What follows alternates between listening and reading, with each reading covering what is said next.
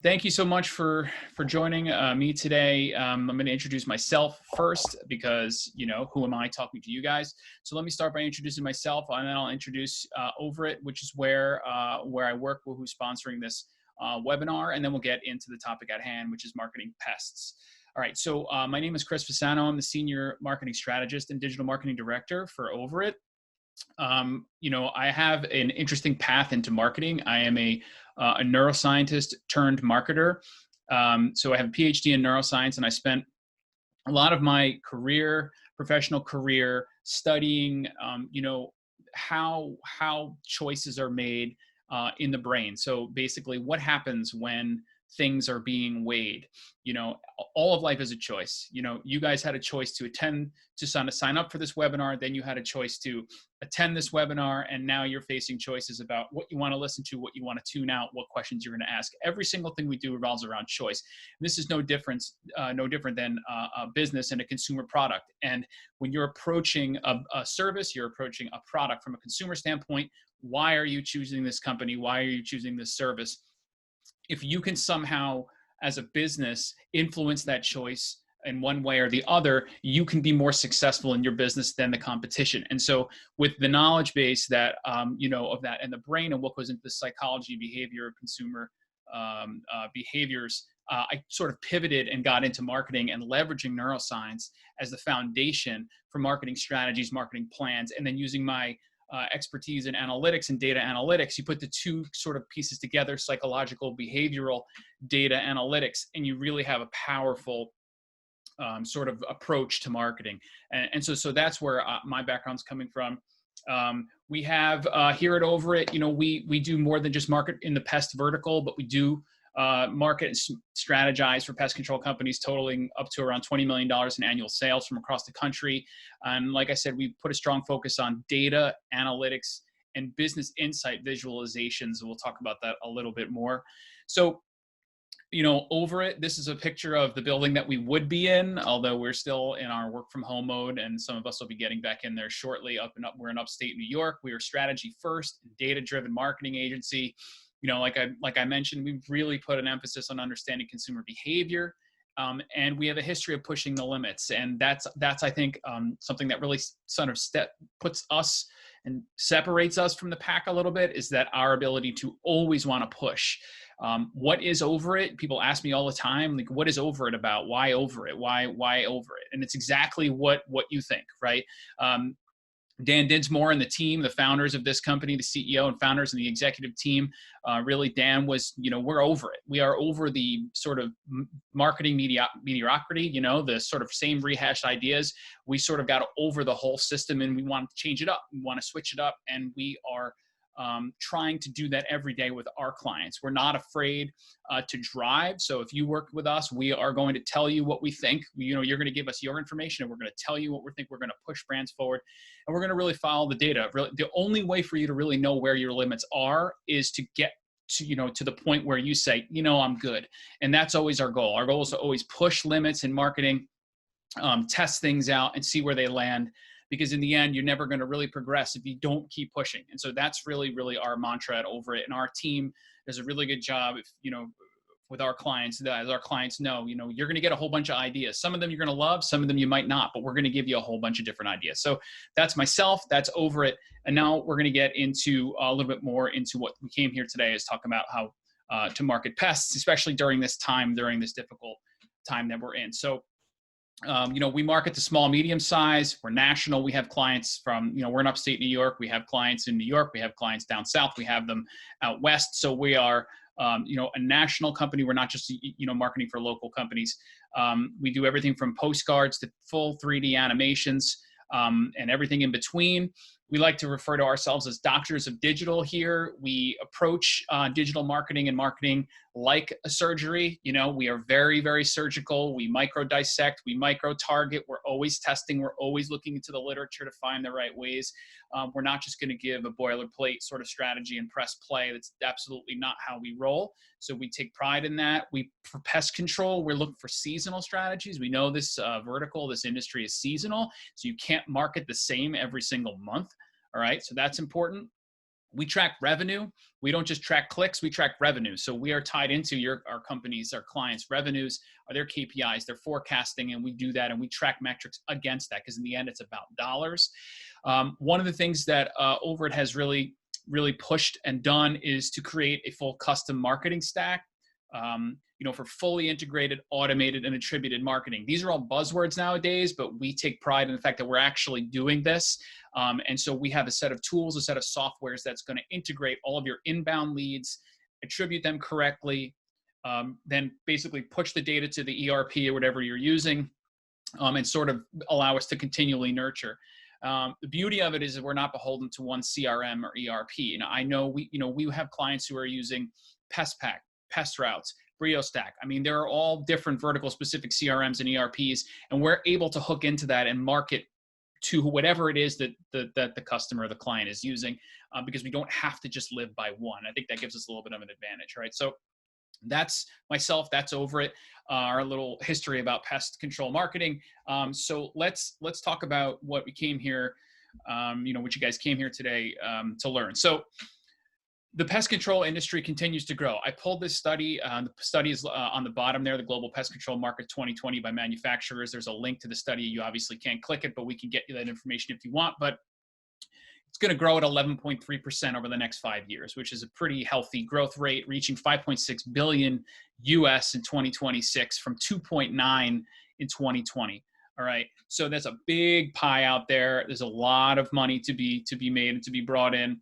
And so the question is, how are you getting your piece of that pie? What do we have to do, especially in this difficult and very, interesting and changing time? What are you doing out there to get your piece of that pie? And the things we always say here, be local, be nimble, be everywhere. And to really do that, you got to be digital. Now, that's not the only piece of marketing strategy that we run at Overt. Obviously, we're not only digital, we are on other platforms. We do traditional marketing, but to really be nimble and be everywhere, you got to be digital. We'll come back to that a little bit later. So what's the situation? And basically the highlight for this first episode of the webinar is we're talking marketing through COVID, through this pandemic, right? And so here's the situation. Pandemics, they're bad for business. Traditionally bad for business, right? You have a pandemic, things shut down. The economy shuts down, people shut down, no one goes anywhere. You have skyrocketing unemployment, shaky consumer confidence, and people don't have as much money to spend. All of those things add up for bad business. If people aren't going to spend and they don't know about their own employment, why are they willing to put money out there into the economy, right? So that presents the problem.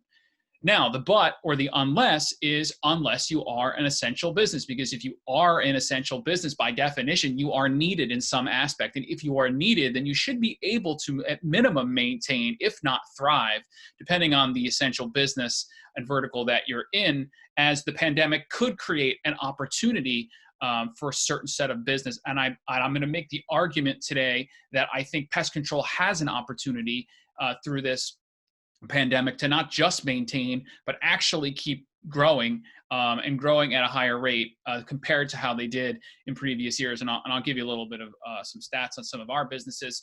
That we market for. Pest control is a unique essential business. It is sort of they have this increased, I was talking about this with my wife, people have an increased focus on cleanliness for home and business now, right? All this virus talk has kind of got everybody a little more scared. And because pest control is in the business of keeping homes clean and sanitary, that could be an opportunity, right? There might be new laws and rules and regulations that are coming out as businesses, start to roll out. Businesses are reopening. They have to be clean. What is that going to look like, right? Another thing about pest control that's great is that it allows people to be outside more comfortably. We talk about that a lot. That's big piece of the strategy through COVID. You're going to hear me talk about this. Being outside is the safest place to be, but when you're outside, you're subject to pests. Pest control can help with that. There's an opportunity, right? And the last point here is that viruses don't care about pests and infestations, right? I think that pests and infestations will outlast humans. If we were all gone at the hands of viruses, pests and infestations will still be around. The point there is that this still goes on, right? Termites still go on, ants still getting into my house, mice are still in my basement. It doesn't really matter what's going on, and they don't really care about that. So we just have to keep that in mind. That is an opportunity. All right, just some stats below, just about some of our pest control companies. We had a pest control company that continues to grow, 33% year-over-year growth through May from January, which is an incredible rate. And they didn't stop at all through this. We have a couple stats from some people down in the South. Best March on record. Another company with a 15 increase in new web users and almost a 30% increase in web views during the height of the pandemic piece. So this is possible. This isn't just me telling you that I think pest control can do well. This is me telling you that I know it can do well. You just have to really, really focus in on good strategies. And we're going to talk a little bit about those today. Just some data here. Again, for people that have joined, Chris Fasano from Over It, we're just starting the presentation. Please ask questions. You can type in your questions in the Q&A below. And feel free to stop me at any time you would like to ask. I'm happy to just stop where I am and answer the questions. If you see me looking over to the left or the right, whichever way you're seeing it, it's me trying to just make sure I didn't miss anyone's questions. So this is a quick sort of pull of data from Google Trends and some search volume. And I just wanted to re-illustrate the point that the demand really hasn't gone down. And you can see here on the top, which is interest over time. This is looking nationally in the United States from February. You see a steady rise of trending. This is for pest control, right? You can see steady rise. It's seasonal. We know it'll go up, but that hasn't halted. The cyclical nature of that graph is normal, daily sort of cycling up and downs. But the overall, if I drew a line from February, it would be a line going up. The trend line would be going up. So nothing has halted that trend. If you look below in the pest control search volume, this is now in April here, looking at total and mobile. You can see that we're already up to levels that are fairly close to August and July in the summer of 2019, and you can see the steady rise. So search volume remains high. It's going up. It's getting higher. The trend, pest control remains to be trending and continues to trend at higher rates.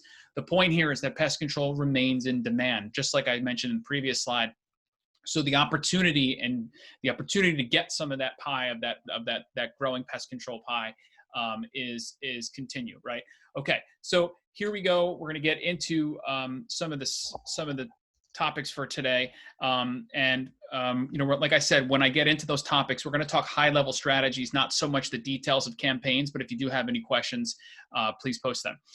This will frame this piece. I think this is the final part of the introduction. We did a survey at Over It. We did a consumer confidence survey. We commissioned our own survey. We put it out there. We wanted to get a sense for how people are feeling. What's the consumer feeling like? Are they going to spend money? Where are they feeling like? And we asked this question. In the coming year, I'm likely to prioritize essential home services like pest control, right, over home improvements such as a new patio, furniture, or pool. Now, if you look at the data below, all the way to the right, that light blue bar, not applicable to me. Maybe that's someone who doesn't have a home. It's almost 20% is out. So now we're working with 80%, okay? Almost half, 40% say yes, true. So right off the rip, you have 50% of the people surveyed here are saying they will prioritize home services, and that includes pest control. So right there, you have pest control companies have a little bit of an advantage. Now, if you look at false only makes up about 12 to 13%. So it's not really very high. But 30%, neither will be a higher priority than other. They're saying, sure, if I need pest control, I'll get it. And then if I wanted a pool and there was a good deal, I'll get it. So the point of this slide is 70% out of around, almost 70% out of around 80% here are in that pool, no pun intended, for pest control services and willing to spend on it if they need to or if something comes up. So we haven't really lost that ability through the pandemic. Again, the highlight of these past few slides is that pest control is still in demand. People still need it, and people are still willing to spend money on it. It's as long as we are out there messaging it correctly. 3 stages of this sort of pandemic that we talk about were during, exiting, and beyond. So a lot of what we're going to talk about is during. We're kind of exiting now, depending on what state you're in. And then beyond, what does it look like? During, what we did a lot of was we did a lot of brand messaging, putting your brand first, what you stand for, your values, but we didn't stop lead generation. And a lot of people debate this in the market. Do you stop asking for service and sales? And we didn't, because you're essential and you need to be proud of that. And you need to go out there doing smart lead gen. So it's so smart lead gen. What is lead gen? Lead gen, but doing it in a way where it doesn't seem aggressive in a time where people are more sensitive. Now, coming out of COVID, exiting, We're probably going to kick up lead generation into Q4 where, the seasonal things start to come down a little bit. But, still a little bit of brand, but really start to fire on all cylinders for the lead generation. And then beyond COVID, you just have to be able to stay nimble. We don't know what it's going to look like, right? But that's why I think it's really important right now that you're capturing your data so you can look back and say, what happened? What are we doing? Where are we? And be willing to change forever. We might not get back to the old normal. We might always be now in a new normal. And you as a business have to be able to adapt to what that new normal is, because your customers are going to be in the new normal. And if you're in the old normal, you're not going to match. And when you don't match, they go somewhere else. Okay, so these are the 3 stages. We're going to talk mostly about during COVID, but again, this will apply to exiting COVID. All right, so let's talk about what the topics here will be today. These are the bullet points. I'm not going to list them all right now and talk through them, because each slide that I get through will highlight them. But we're going to start with the first, and that is pest control is an essential business. You are essential. Now, I have to admit, before I got into, the pest control vertical and marketing, if you would have asked me as a homeowner, I wouldn't have known that this is an essential business, right? Now, obviously, when I think about it, it makes a lot of sense, and it's obvious as to why it is essential. But, what does that mean? What does it mean to be an essential business? I really didn't know. So if I don't know as a homeowner, maybe a lot of other homeowners don't know, okay? Maybe they don't know that pest control is an essential business. Maybe they think they're closed. Who knows, right? But the point is, you don't want to leave any sort of anything up for debate, okay? So how do you keep them updated? Website, social, email, text. Let them know where you are, where you stand, that you're open, that things have not changed, etc. Okay? And what are you doing during this time to keep me safe? That's really all I want to know as a homeowner. If you're in commercial, this is mainly residential we're talking, but same thing for commercial. But again, you can't assume anything here. Don't assume because you're essential and you're out there working that everyone else knows. Get out there, let them know you're open for business and that you are essential and what that means and why you take pride in being an essential business, right? You're out there working and a lot of people aren't. You should be proud of that and let people know. Just like sort of, any with humans, in order to make that next step, you have to do a self-assessment, right? You have to assess where you are, do sort of have a mindful moment, know where you are, and then see inside yourself and say, okay, these are the things that I need to change in order for me to get to that next level, right? Same thing with your business during this time. When you go through rough times, it's really important to self-evaluate. Same thing with your business. Evaluate your online presence and offerings, right? Do this exercise. If you're looking for pest control service, how hard is it to find yourself? Ask your wife, ask your husband, ask a sister, ask someone. Can you find our business? If you're looking for pest control, can you find us? And why do you do that? Well, because if they can't find you, other people won't. Okay, so and in this game, right, in pest control too, especially during this time, people are looking quick. So you got to do that. This is the time to evaluate. All right. When was your last social or blog post? What did it say? If I asked you guys that question right now, can you tell me what your last blog post was? What was the topic?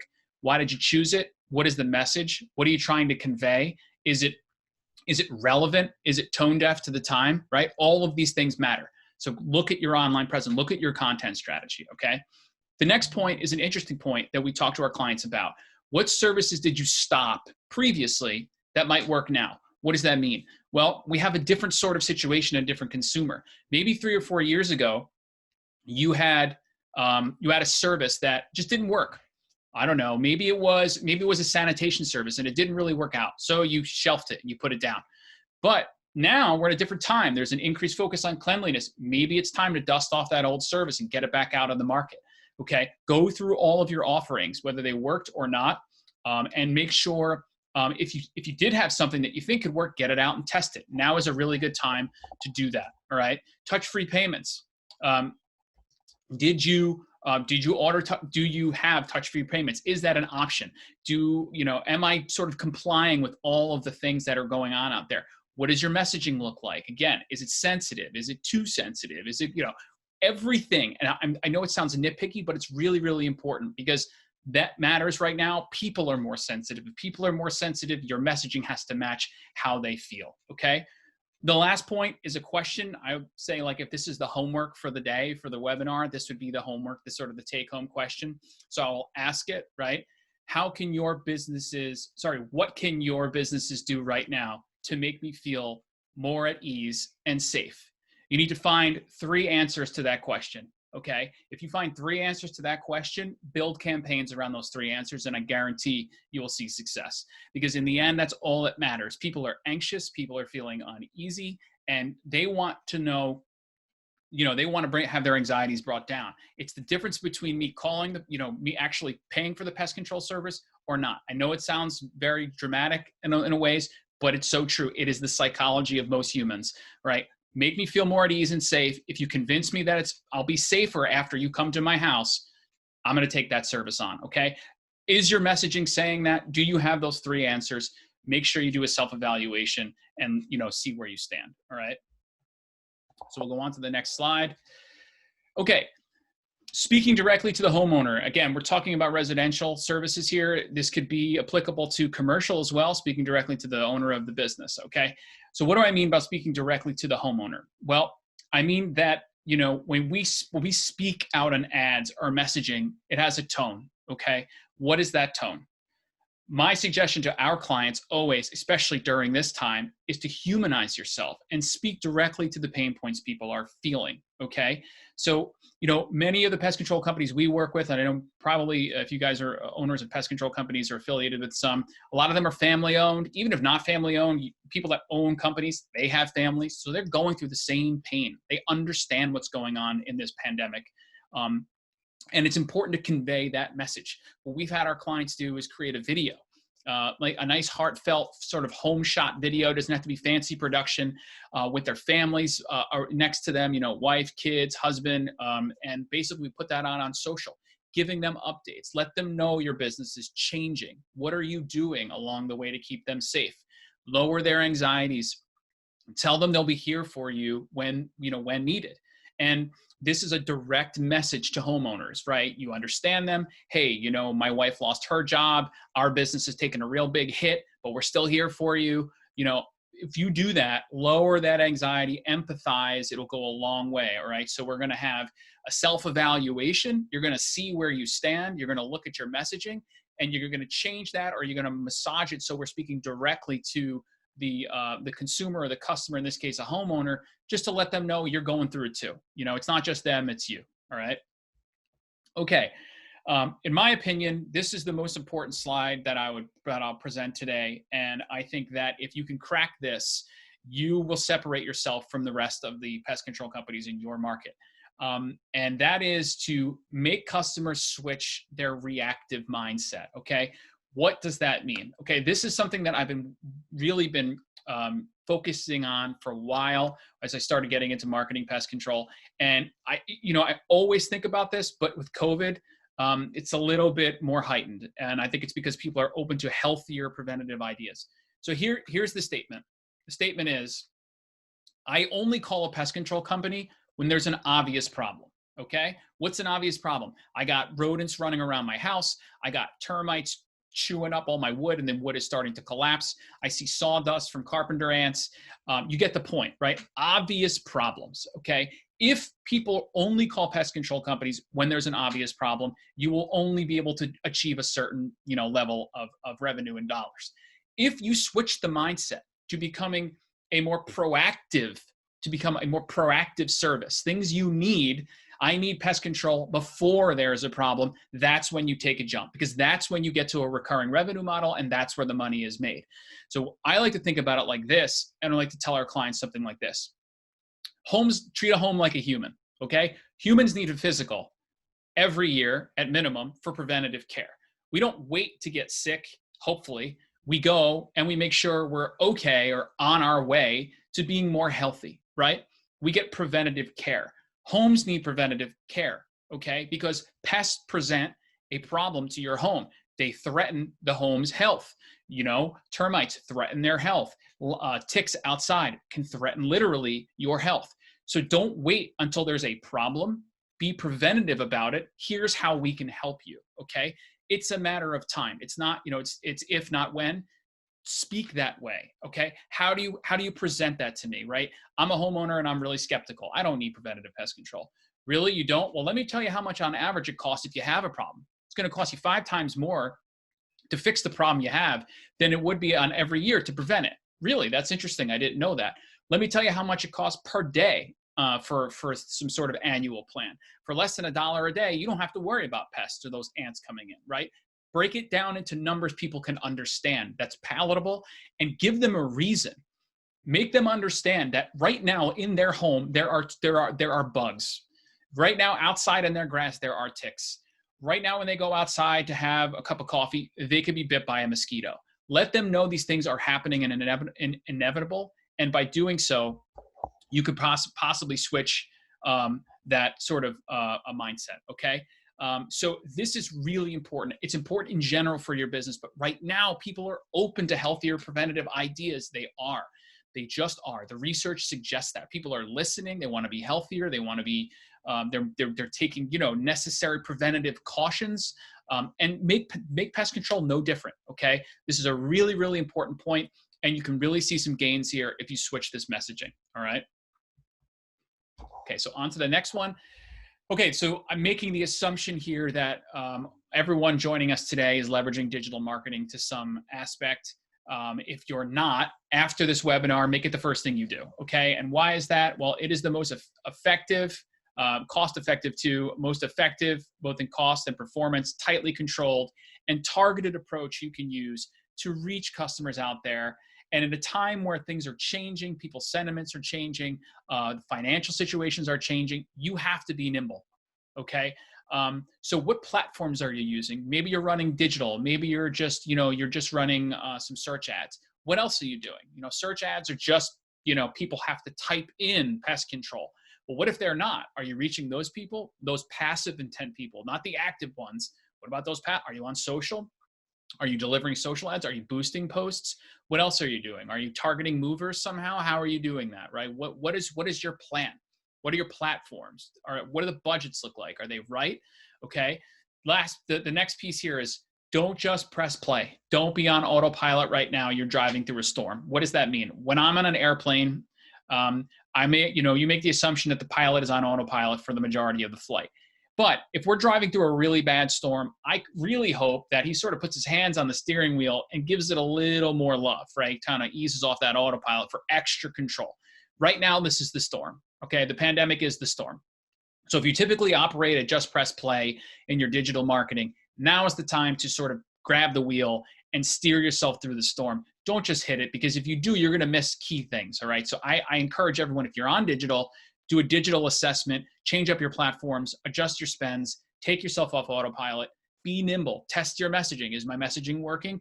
Test your ads. Are they working? What about my landing pages? Are they working? Am I tracking all of my calls? Is that right? Everything you need to do, make sure you're on there and make sure you're diversified and get off autopilot, okay? Last piece, big thing we do here is make sure you're gathering data, gather it, and then look at it. Make sure you look at it. What are we looking at? What do we look at? We're looking at weather. What was the weather this month compared to last year's month? Last May or last June. How did that compare? Did it affect our services? What are our services? Are they up? Are they down? Which services are up? Why are they up? Which services are down? Why are they down? Which are working? Is it COVID related? But still, that's interesting. Let's look into that. How are ads performing? What are our messages? What are our conversions like? Are our costs down? Are we paying more for that?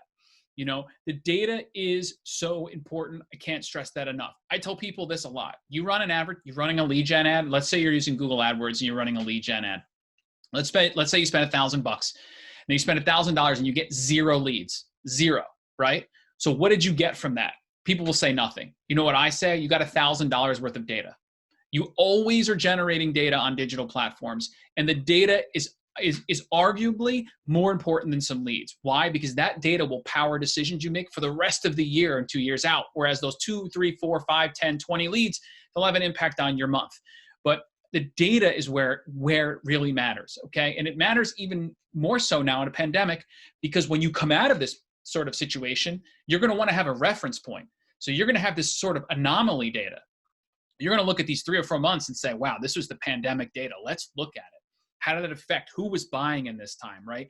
It just gives you a good reference. It should be something you're doing all of the time, but sort of you'll have asterisks next to like March through May and say, this was COVID time. Look at this data. What have I learned from this, right? So again, if you're not using your data, you're missing out. So there's a question here: how do you store that data? Well, it depends. So for our clients, we're feeding data in real time to a dashboard, but we're also backing up the data. We have spreadsheets that we do reports. We do different ways.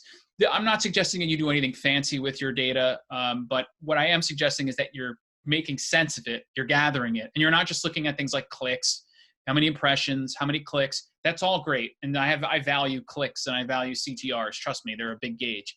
But it's more than that. It's real data, right? Dollars, services, all of these things really matter. And who is it? What's the age? Okay, what is the age of the people? Let's say you like, we've seen this happen where we had traditionally most people buying services between 35 to 44. What if in COVID you see that switch to 25 to 34? What does that mean? Well, it could mean a lot. It can mean that that's sort of the demographic that's willing to spend. Somehow this has affected them in a way, and you need to figure out why that is. And you need to send them information, and you need to address not only the people that are buying that weren't, but now the people that aren't, right? So all of this matters. Data is essential. Please track it. And again, if this is something that you and your business is lacking or looking for more information on, I feel it's a real specialty at Over It. Please send me an email and we can take a look and see if we can get you in a better spot in your digital and your data analysis. All right, don't be on autopilot, please. So going along the question, how do you store the data? This is just sort of an example of our Overlytics. Our Overlytics is our reporting platform and our dashboarding platform. This is a dashboard we built. We do custom dashboards. We're working with a big pest control company out west. We built them a custom dashboarding system for their needs. But this dashboard, the reason why this dashboarding is really important is because now more than ever, if your digital is nimble and you're getting data every day, every hour, you should be seeing that every day, every hour. What you should not be doing is waiting until the middle of June or July to look at how June did. That's not what you should be doing. You should be looking at the data every day, every week, and assessing where you are. So we will look just here. We're looking at I&Es and how they compare. We're looking at lead performance. That's one thing we really stress here at Over It is lead source performance. How much money did you spend? Where did you spend it? How many sales did that get you? How much money did you leave on the table because you didn't close them? And why didn't you close? Okay, we're doing all of this, and this is just part of the dashboard. I'm wondering if someone in the Q&A can just ask, right, that they can see this dashboard. I have an image of it on the screen. So I'm hoping you guys, if not, I can show you a real live dashboard when this is over. Just hang around when it's over. But I'm assuming everybody can see the dashboard on the slide presentation. Okay, so now we're gonna get into the next part here. Okay, offers. I have this debate, a bunch with clients. I have it with friends too, have businesses, and that is, should I have an offer? Is it okay? I don't want to devalue my business, or I don't want to look cheap, or it's a bad look. The first thing I say to that is that's ridiculous. I mean, I hear that, and maybe it's a good debate, but an offer is not a sign of weakness or devaluing your business. An offer is just that. It is an offer. You are making an offer to the customer for whatever reason that is, because you value them, because you're understanding of them, because you have a lot of inventory maybe in something and you need to move it. It doesn't matter what it is. Offers are okay. That's the first piece, okay? Also, especially in pest control and home services, you want to remember the long-term value of the customer, right? I might call you for an ant problem, but when I call you and you come out, as long as you don't royally mess that up or try to rip me off, when I have another pest control problem, I'm going to call you back. I mean, most homeowners don't go out and shop 2 or 3 times. They find a pest control company they like, they stick with them. So you have a lot of long-term value there. So if your offer and on that first service, you get a little less money than you would like, you're going to make that up over the long term, right? And especially in a time where things are tight, offers are important, okay? People are hurting financially right now. They really are. And an offer can help. And it goes a long way. It goes a long way with your brand loyalty, right? I tell people this a lot. In your brain forms memory at a much higher rate during times of stress and trauma. And we are in a we are in a time of stress and trauma. So during this crazy time, things that happen, your brain will remember. And if they remember a brand that went out of their way for them to help them, they are going to remember that. And when it comes time to use them again, they're going to be like, you know what, they were there to help me. And I'm going to continue my sort of services with them. Interesting test case about the offer. We had a client, a pest control client up north here. And when this whole thing hit in March, it was still cold. It was cold out. There wasn't really, we weren't really getting into the warm season yet.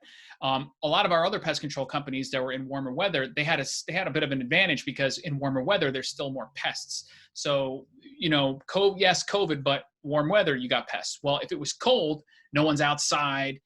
It presented a bit of a challenge. So what we did was we created an offer for services that will happen once it gets warm. So we had a really strong offer, and the messaging around it was, we are here for you. We understand. We are essential. We're proud of that. And we're going to help you when you need it. Okay. So that is really really important. And I really think that, this can go a long way. Think about TV.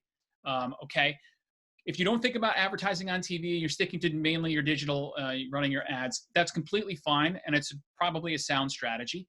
But especially during this time where more eyeballs are on TV, if you can sort of rearrange that budget or get a good deal on some TV, you should really think about getting up on TV. A lot more eyeballs, your message will resonate. You could be local. We did this for a pest control company and we put the offer on TV. People would tell you to never do that. Don't put an offer on TV right now. You can't do that. You can't be out there asking people for their money right now. Why not? We're not asking people for their money. We're telling them we're going to help them. And not only are we going to help them, we're going to make it easy to get that help, because we are going to give you your first month of your recurring service completely free. That might have been the offer. To you, you might have a different offer. But it's all in the way that you pitch that and the way you say it, okay? So think about TV. If you have some of the budget and you have a strong offer and you can message that correctly, get on TV. SMS texting. If you're not texting in your marketing stack or your marketing tool set, you really should get on text messaging. Most people, I don't know what the percentages are. They change a lot, but people may or may not open an email. Most people open up a text. They might not respond to the text, but they're opening up the text. The other beautiful thing about text messaging is I could be actually outside being bit by a mosquito while you're texting me. Remember, because I'm outside, I have a phone, and I'm swatting away all the mosquitoes, and I get a text and it says 50% off your first mosquito treatment. You get me right in the middle of the act. Okay. So phones have that sort of advantage as well. So think about that. We've done a lot of upsells. So people that have had one-time services, get them on a plan, send them a smart offer, or your current customers, we're thinking about you in this time. We want to extend a certain offer to you. So please think about these offers. First month off, 50%, whatever it is, whatever you think, just think about the long-term value. And yes, it is okay to make an offer. Just make it smart and make it empathetic. The offer is not to get the service. The offer is to help the customer out. If you message it that way, it goes a lot further. So next slide. I think we have a couple more slides here. I'm looking at the time. The best place to be safe is outside. This is true with viruses, right? The risk of viral spread is lowest when outside, and pest control services help people be outside more comfortable, more safe. That's an opportunity, right? We went hard on this messaging. Summer is open. Get outside. You don't need to worry when you're out there. Let us help take care of you. We don't even have to come in the house as a pest control company. We'll just be outside. You have your sanctuary in your backyard. We'll help keep it safe, okay? You get your offers, you put it out there, and you track them. Actually, this track the offer for ROI and further nurture should have been on the offer slide, but you get the point. If you're making an offer, make sure you're tracking it so you know if it's successful or not. But being safe outside is being pushed right now. Your services really help to keep people safe outside. So marry the two. Here's the opportunity. Put that in your messaging. We want to help you get outside safely. Here are the services that are going to help you do that, okay? So the last point I have here, so these are sort of the high-level strategies. And then my last point here is just a little bit about some of the marketing sort of avenues where we're marketing nowadays. And then I'll sort of stop talking here. I can sort of go through questions. Please, if you have questions, ask them now. You can put them in here. I'm seeing people comment. I'm just trying to make sure I didn't miss any questions. So where are we marketing? We're doing the sort of in digital. We're on most of the things that you guys know. We're on AdWords. We're doing display. We're doing search. We're doing Google Local Services. If you're not using GLS and you're a local pest control company, you're missing a huge opportunity. In the pest control vertical and home services, it's not as difficult to get the approval for Google Local because you don't need to have every single one of your technicians background checked. They believe it's just the owner as long as they haven't changed their policies.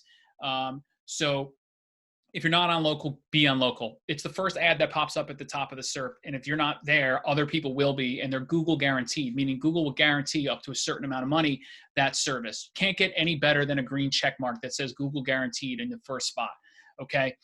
We're advertising there. We're on social. We're doing ads and we're doing boosts. They are the same, but they're very different. What do I mean by that? You can target them the same, but a boost is a bit different. It has a more organic feel. You can still get the good reach. You can get a good brand spot or a good service recognition, and you don't have to build this sort of sponsored ad that flows in feeds. A boost feels more organic, and it can have its advantages. It can also tightly control the budget better. You can get, I feel, a little bit more for your dollar when you boost a post, all right? We are marketing hard to current customers right now. Again, we are presented a little bit with the challenge in COVID of getting new people in, although I still think, and we have been successful at getting new leads in, but you have current customers, or you had them, right? In other words, people might have had it one time 2 years ago, and they're in your database. You should be emailing them. You should be texting them. You should be presenting an offer to them. How are you doing in this time? We're here to help. If by any chance you need pest control services, here's what we're going to do for you. Okay, we're going to do blah, blah, blah, blah. Again, with that offer, market to your current customers. Okay, if you don't have a lead nurture system built in, and you don't have email marketing or text hookup, and you're looking to do that, we can help you if you need. Just like I said, just contact us at the end, and we're happy to help you. TV, we're on TV. We're looking at OTT, over the top, streaming, Spotify. Spotify is a really cool medium. People are listening more to podcasts, people at home working. They are sort of, blah, blah, blah, blah. And that, imagine you hear like mosquitoes buzzing or bees, something buzzing in your ear. You might think about what that is. Get creative. Spotify is a creative way. Now, people might say, well, Spotify doesn't really translate directly to leads. Maybe it doesn't as much as a search ad, but it's not all about that. You are trying to separate yourself from the pack. Okay. And that is a way. What pest control companies are marketing there? So just be different, be willing to diversify right now. Again, it goes to the whole, don't be on autopilot. We're also in people's homes through IP addresses. We're not just using cookie-based targeting. We're actually delivering ads through IP addresses to people that have just recently moved. We're digitally canvassing. We're all around.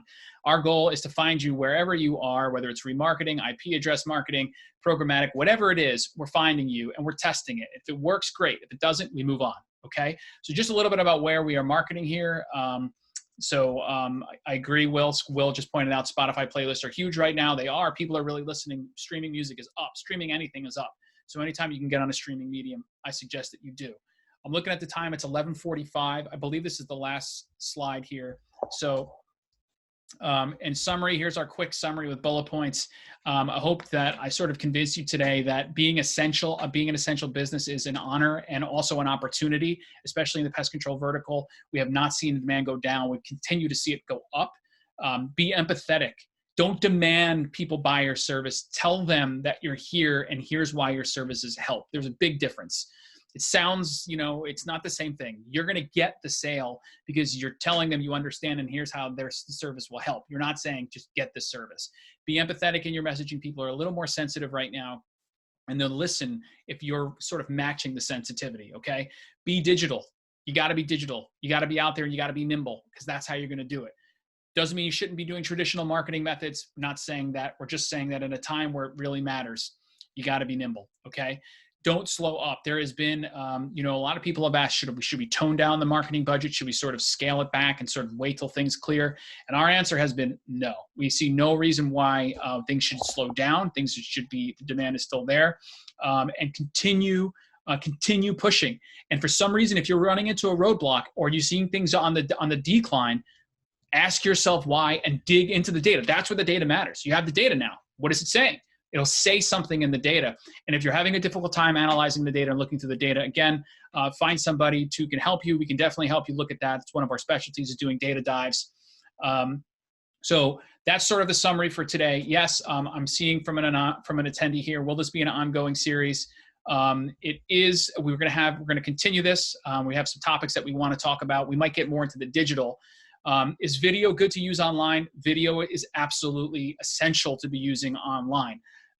We've become a video world. Everybody wants to consume video. So if you can make videos now, or if you need help, find that and get some video. Video catches attention.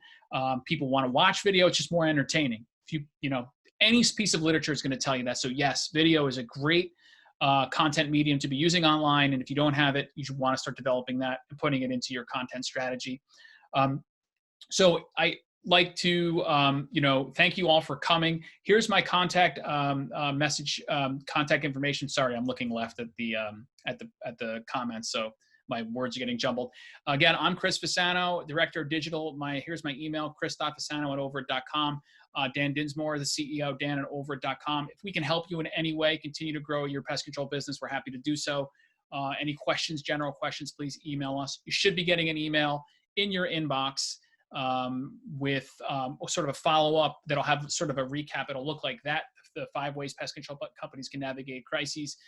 That's a little sort of image of what you're going to get. Feel free, please download it and take a read. I see that someone has raised their hand. Feel free to just type in a question. And if I don't see any more questions, I can hang out here for a little bit. But if there aren't any more questions, we can sign off. So thanks again. We appreciate your time. I'm just going to hang out and wait for any more questions.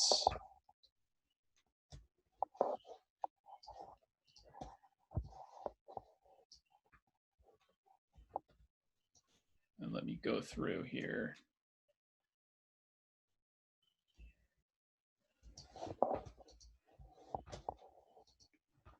All right.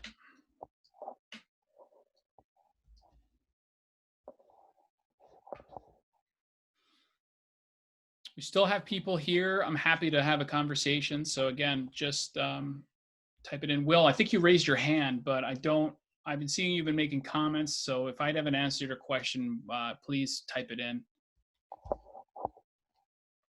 It's been really interesting and fun to market for pest control companies now because, it's a really cool business to market for. It's in a way, there's a lot of predictability because it's very seasonal. So whenever there's predictability, you can create algorithms to model it. When you can model it, you'd have a little more certainty. So that in itself is fun. And this has been a little bit of a wrench in that algorithm. And so whenever the sort of, there's a storm that comes in and throws it off, it's fun from a data perspective to see how it switches the model. Question I get a bunch is, do you alter KPIs, right? So we have this event. What do we do? We have these KPIs and we're probably not going to hit them, or something where we're going to be way over. Do we readjust? That's a business decision. Some people do, some people don't. I think what's more important is you just gather the data. So if you did 20% less or you did 30% more, you're going to know, well, I had this pandemic. That's the reason. We grew by an extra 30% in the 25 to 34 demo. They were more digitally, savvy. So it seems like our digital pivots worked. Blah, blah, blah, blah. So again, you don't necessarily have to readjust. Just make sure that you're listening and you're monitoring all the data. Like I said, dashboarding. If you guys don't have dashboards and streaming all your data in, you should. It's just an easy way to sort of have a big canvas of data that you can make your insights on. If anyone needs help with that, we can help you do that. So again, thank you to everybody here. Let me just double check. Any questions here? So what would be a recommended budget for a small pest company for social media ads? It's a good question. It's hard to say in isolation. You can go a lot further with your budget on social ads. I would recommend, if you're just starting out on social and you want to run a test, you're going to have to do a bunch of different tests because you got to test a bunch of targeting. So the way we build them is we have a campaign. And then we break it up into different ad sets. So we have maybe an interest, we're targeting homeowners, or we're targeting, something and something. We're testing different things. And, if you have, you can do a test for $1,000 a month. You can do a test for $500 a month. It's basically going to be data limiting. The thing about Facebook compared to Google is Facebook will spend your money pretty quick. Google takes a little time. It's more click oriented. But if you just wanted to test in your area in a defined interest set, how does this play? A $500 a month spend is a reasonable small test spend. And you can just sort of get the data and go from there. You don't have to spend it all. You can see after $200 how it went. But if you're going to test something, $500 would do it, and you might not even need to spend it all to get your data in, because after a couple of weeks, you'll start to get an idea. The thing about Facebook is make sure you're understanding, if you're capturing leads, how you're capturing them. Where are they going? Do you know that they came from Facebook? Make sure your attribution is do it. So let me read this other question. How can we maintain our engagement with new customers that we've gained during the pandemic? How do we make sure this is not an isolated spike in business? It's a good question. So you're going to gain customers during this time, and the question is, would I have gained them otherwise if there wasn't a pandemic, right? I think the answer really is it shouldn't matter. And why am I saying that? Because they're a customer, and you're going to treat them the same way you would as if they came in. And I think that if you really want to get fancy, and I don't know how sophisticated who asked this question, your nurture, your sort of nurturing system is, but if you want, let's say they came in during COVID, one of the things you could do is flag a customer as a COVID customer, if you will. And then if you want, you're generating now a list, a segment that's COVID customers. So let's say you end up with 50 COVID customers. Well, you could market specifically to those people, right? With messaging that's sort of related to that. And I'm not suggesting you should, but you could. But is it an isolated, was this isolated spike due to COVID? Again, this is where the data tells you. Look at your March, look at your April, look at your May. Look at it compared to last year. Make sure you're looking at the weather, making sure you're controlling all the variables. And if you do see a random spike, it could be, in fact, that you capitalized on this COVID situation. It could be isolated, but you won't really know until the time passes. So I guess that would be my answer. Engage with them like you would normally. If you really want to get super sophisticated, you can tag them. I'm not sure it's really necessary. I would just continue to nurture them just like you would any other client. And as far as the spike in business goes, just if you're tracking all of your data and controlling all the variables you can, you'll know if this is a COVID-related spike. And if it was, great, you capitalized. Next year, you're going to have to build another spike. And so you're going to have to offset that with some new campaigns. Saying here, another question, you mentioned attribution. What are all of the touch points we should be collecting data on and the receiving information about? How do we see the entire sales funnel? So this is another good question. At Over It, we attribute everything. So we're going to hook everything in. We're going to hook your phone calls in. We're going to hook your Google ads in, your Facebook ads. Everything is going to be feeding into a system. We're going to know exactly where it came from, and we're going to know exactly which campaign it came from. And then how do we see the entire sales funnel? You need a piece of software that is going to illustrate that funnel for you. So you have a CRM or you don't. And that funnel should be built out, and those leads are filling the top of the funnel. And as they go into the top of the funnel, you build a nurturing sequence to bring them down funnel. So if you don't have that hooked in and you're not getting attribution, or you don't have a CRM or the funnel built out, you need to do that ASAP. And Over It, we can help you do that. We can get you on a stack that we have that would be all integrated, and with the funnel, we can help you enable your sales process and all of that. But really, if you don't have that, you don't have any data to look at. That's the data that matters. What ads are working? Where are they coming from? How are they converting? And then when they do convert, they go back in and you nurture them later. Well, they got a one-time mosquito. I want to get them on a recurring. How do I do that? Well, I send them an email. I send them a text, right? So you want to be fully integrated, every touch point. Don't leave any touch point unturned. Okay, so I think we'll close it now. Thank you so much for your participation, and you'll get that email. Click the landing page link and you'll be able to download and get access to that downloadable. This is fun. We'll do it again. I really appreciate it. Thank you, guys.